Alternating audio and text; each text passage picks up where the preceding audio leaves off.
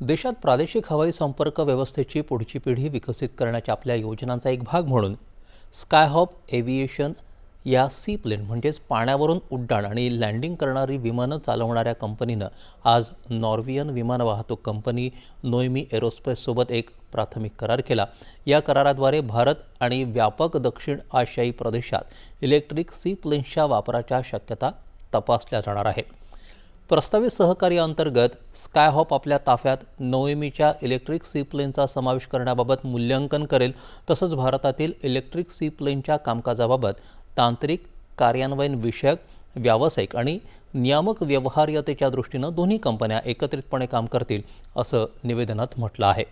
व्यावसायिक मूल्यांकन आणि अंतिम करारांची पूर्तता या अटींच्या अधीन राहून आर्थिक वर्ष 2030 पर्यंत खरेदी, भाडेतत्व किंवा या दोन्हींच्या मिश्रणाद्वारे नोएमीची 10 विमानं ताफ्यात समाविष्ट करण्याची स्कायहॉपची योजना आहे। वैचारिक